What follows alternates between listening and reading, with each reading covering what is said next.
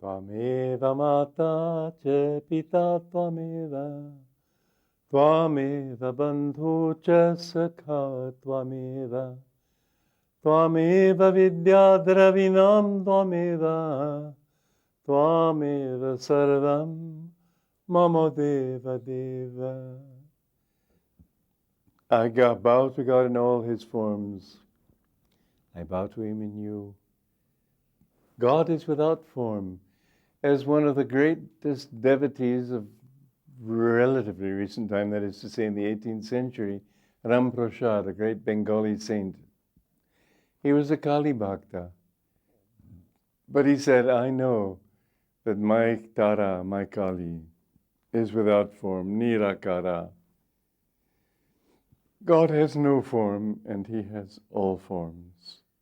And so it is, in my last talk when I discussed the folly of limiting God to a little form, to his manifestations as one person. He is all things. He had nothing to create out of except his own consciousness. He dreamed us into existence. From within, he became each person. And in each one, just as in every snowflake, he never repeats himself. In that way, he is infinite. Astronomers say that even this physical universe, as infinite as it seems, is still finite. Because I think of that as a proof of God. Because if you can think beyond it, then it's bigger than that. It's as big as thought can make it.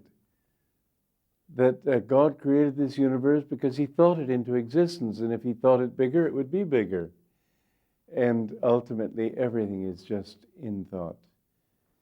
Now, in the conversations with Yogananda, there's a very interesting story here. I've told it before, I'll read it now. The following story appears in my book, The Path. It concerns Durga, Florina Darling's brother. This was Durga Mata in America, not the Divine Mother Durga, who was extremely hostile to the master for having drawn his sister to Mount Washington. This brother was physically strong. He decided to give the master a good beating so that he could boast later in public how he had bested this, quote, charlatan. The master told us, I was seated on my bed one morning meditating when God warned me that this man was coming up the stairs, intending to beat me up. When he arrived at my door, he paused briefly on the threshold. I opened my eyes and said, I know why you have come. I want you to know that I am very strong. I could easily best you physically. I won't do that, however. I won't lift a finger against you. Nevertheless, I warn you, don't cross that threshold. Go on, prophet, he sneered. He stepped across the threshold and fell suddenly screaming to the floor. I'm on fire, he cried, I'm on fire. He leapt to his feet and rushed down the stairs and running out of doors. There he rolled on the lawn in hope of finding relief on the cool grass. I hurried after him, stooped down, and reaching out my hand, relieved him of his pain. Don't come near me, he shouted, terror-stricken. He sent for his sister, had her fetch his belongings, and fled. Well, this power that the Master has, remember, the saints are not only sweet and kind, or sometimes they may thunder, but they also have great power. And if you go against it, you can hurt yourself. I have used the illustration, I think it's a good one, that the presence of a saint is like an uncovered, that is to say, a live electric wire. So that if you touch it, you don't get the protection that you'd get where, if you pick it up where it's covered, you'll be electrocuted. God can save you from that too. I remember it was in January 1959 on my Guru's birthday, the 5th. And I was setting up things in Dakshineshwar at our ashram there for the events that were to follow. And I grabbed the microphone boom by both hands, and this entire current went through my body. 220 volts of current are enough to freeze your hand so that you can't let go, and it's bound to kill you that way. But in that split second, I was lifted off the floor. In that split second, the fuse blew, and my life was spared. Well, that was surely a miracle. It took them a few minutes to find another fuse and get it set up again, maybe 15 or more minutes. We had to delay everything, but at least I was saved. For several days afterwards, my heart was quite shaky, and I developed a heart murmur that finally they had to operate on many, many years later. But that kind of live wire you don't want to touch. Being near a guru has great power, and any thought that you have in the presence of a guru is likely to receive instantaneous repercussions. You know the story from Autobiography of a Yogi, where Trailanga Swami, some man came to him, he was an atheist and a skeptic, and to mock at him, he brought him a bucket of milk. He said this was clabbered milk, but dahi in other words, but in fact it was lime. And if the saint had drunk it, it would have killed him. He drank the whole bucket. And then he looked at the man, he was perfectly calm, and the man he fell to the ground. He too said, I'm on fire, I'm on fire. And Taranga Swami healed him with a touch. But he said, now that you know the divine meaning of boomerang, never do such a thing again. Well, you see, and Master explained it beautifully in that particular passage of the Autobiography. He said that masters, having overcome the ego, those who come into their presence, the masters, without willing harm to this person, but they can shortcut the natural thwarting cross currents of ego that are in other people, and they can suffer the consequences of their misdeeds immediately. Well, that's partly what I mean about the live wire, that they immediately suffer their consequences instead of having to wait several lifetimes, and when they get electrocuted, they don't know why. It's ultimately a blessing, but it's not a pleasant one. So this brother of Durga Mata's had to experience that pain immediately, but being with the Master, one really felt his power. All masters have that power. His particular manifestation, he had to have that powerful personality to be able to survive in a country that was so completely alien to this culture, and this culture was so completely alien to that one. Americans simply couldn't conceive. I know when I met my guru, yes, his autobiography completely converted me to him. But I have to admit that there were some things that when he talked about miracles, it was so foreign to everything I had ever thought. I had never imagined that, well, on page 8, is it, or 6 of the autobiography, Lahiri Mahasaya materializes in a wheat field to my guru's father and says, Bhagavati, you're too hard on your employee. I couldn't doubt that thing because I couldn't doubt my guru. I believed in him completely. But as far as my own personal experience of life, I had to say that it certainly was not corroborated by that. And so what I had to do was not think about these things which I couldn't explain. I had to put them on a shelf. And in the meantime, yes, I did believe him. And I just figured in time it would all come clear. And in fact, it did. When I saw many miracles being performed, they just sort of happened in the presence of these masters. I finally saw that, yes, my reasoning mind could accept it too. But the path of enlightenment brings light into your body, and that light transforms every atom of your body. You may remember, if you've read Autobiography of a Yogi, how when when my guru went to Ram Gopal Majumdar, whom he called the sleepless saint, he asked him for a samadhi, and Ram Gopal said, "Your body isn't ready yet.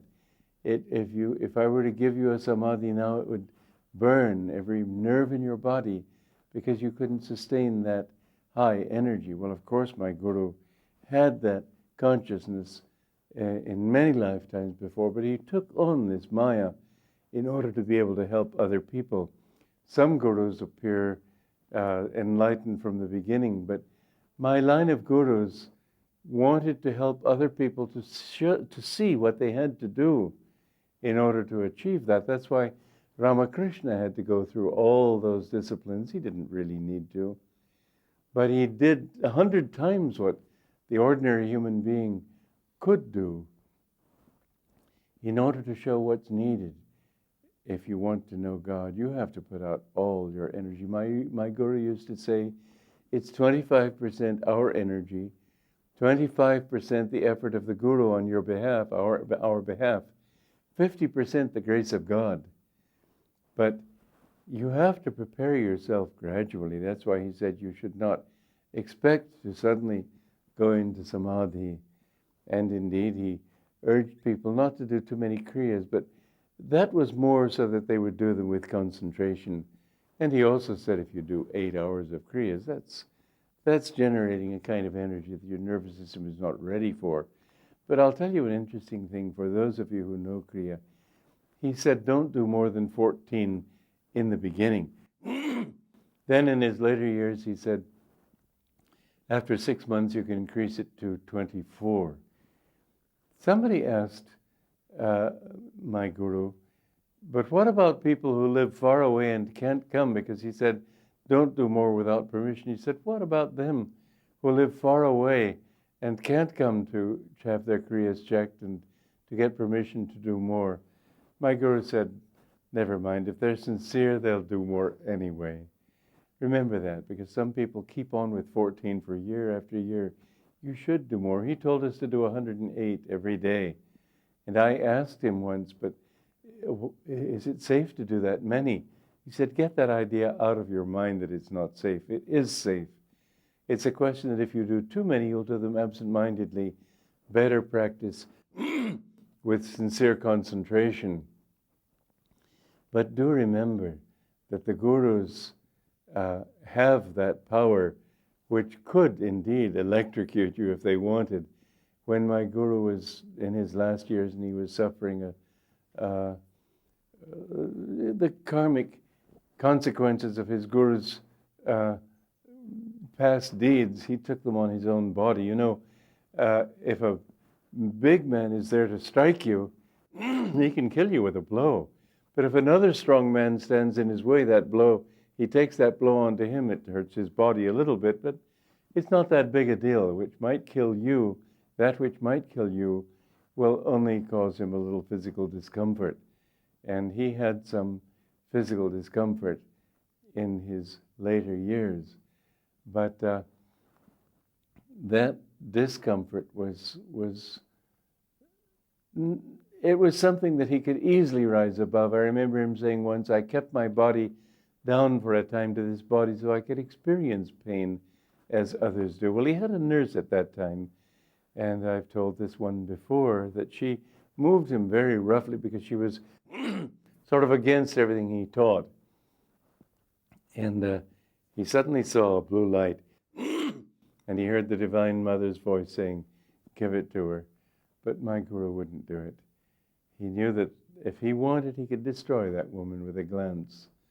He didn't want to do that. He said, Mother, whatever you give me, I accept. This is the attitude that we should also have. Don't seek. And he was showing by that attitude the attitude of divine perfection. It's not that the mother wanted him to destroy that woman.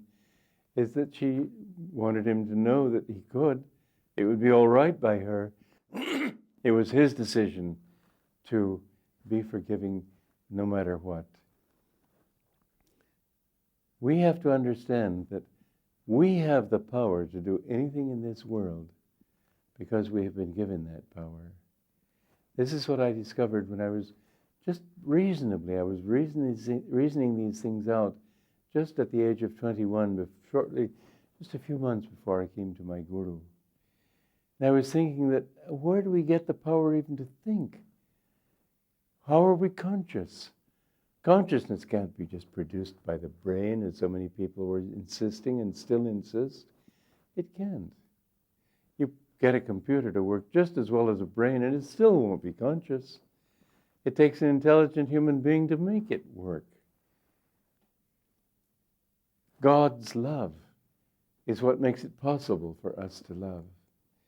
His consciousness is what makes it possible for us to think.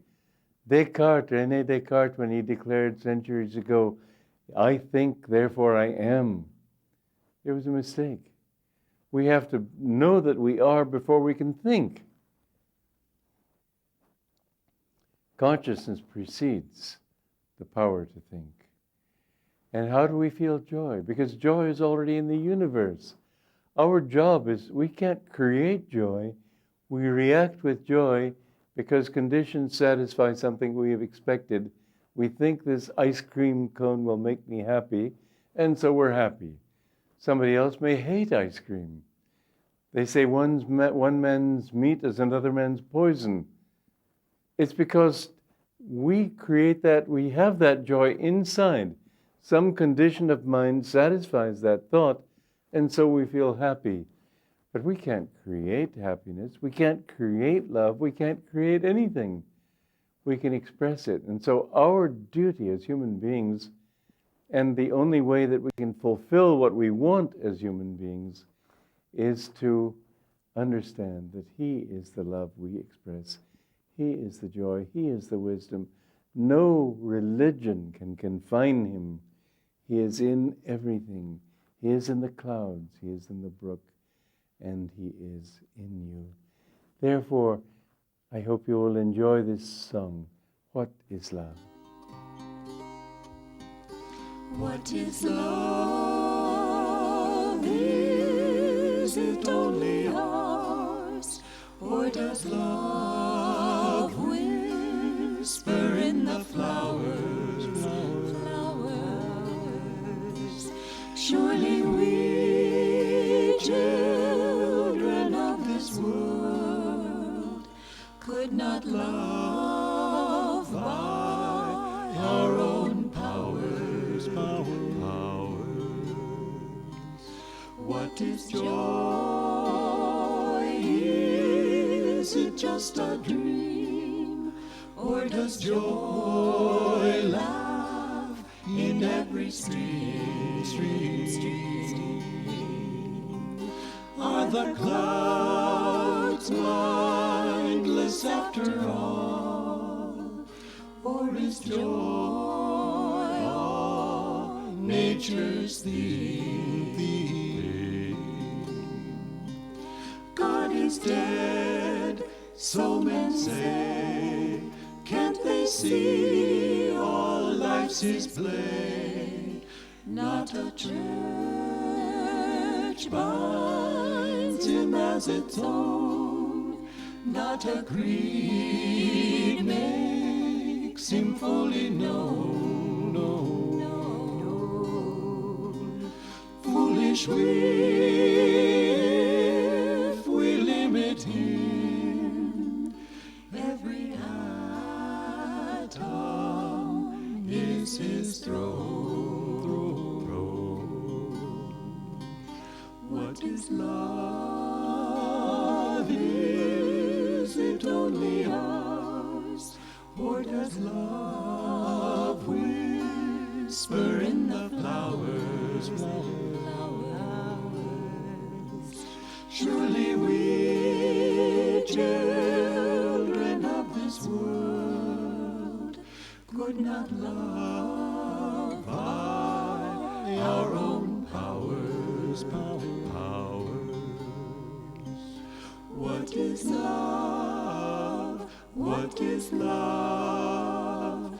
Is it love we touch in the flowers?